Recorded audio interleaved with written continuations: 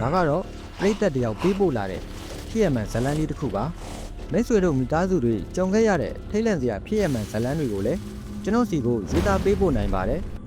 ကောင်းဆုံးဖြစ်အောင်အမတ်တရဖြစ်ပြန်လည်တင်ဆက်ပေးပါမယ်ကျွန်တော်ကတော့တင်ဆက်သူထွတ်မြတ်ပါ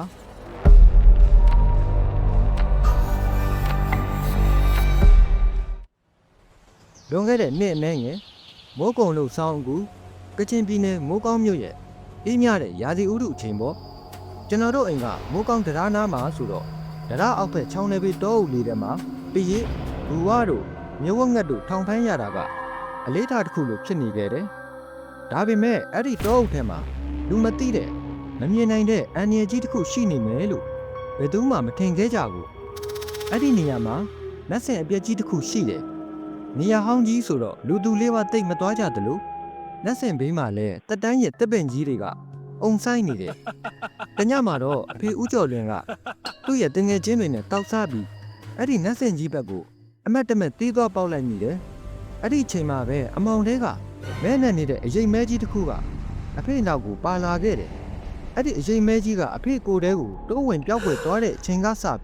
အဖေဟာအဖေမဟုတ်တော့ပါဘူးအင်ဂျင်ရောက်တာနဲ့အဖေရဲ့အမူအရာကလုံးဝပြောင်းလဲသွားတယ်အမေကမိသားစုစားကိုချက်ထားတဲ့မဲသားဟင်းတအိုးလုံးကိုအဖေကထိုင်သေးနဲ့ကိုအောင်စားပစ်လိုက်တယ်အမေကမင်းညမ်းတဲ့အခါမှာတော့အဖေကဒေါသတကြီးနဲ့စတင်တောင်းကျမ်းပါတော့တယ်အိမ်ကထူထဲတဲ့ကျွန်းတဲ့ဇပွဲကုံကြီးကိုခြေထောက်နဲ့တစ်ချက်ထက်ကန်လိုက်တာဇပွဲကုံကထချမ်းကျိုးသွားတယ်အဖေခြေထောက်ကဘာမှမဖြစ်ဘူး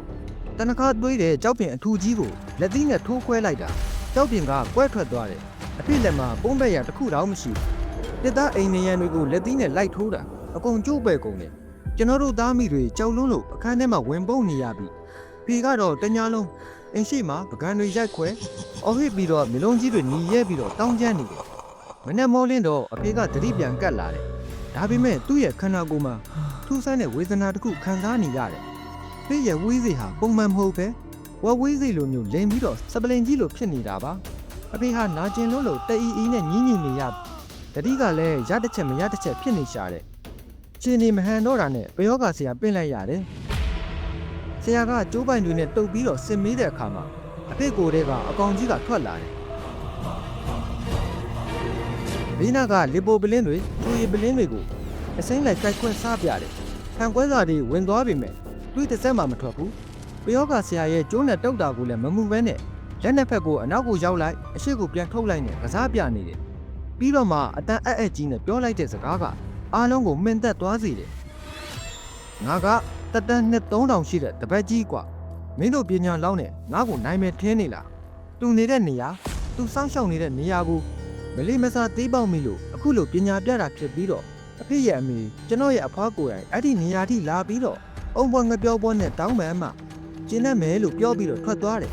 ပယောဂါဆရာတောင်းလက်မြောက်လိုက်ရတဲ့အထိအချိန်လေးကဆိုးရွားခဲ့တယ်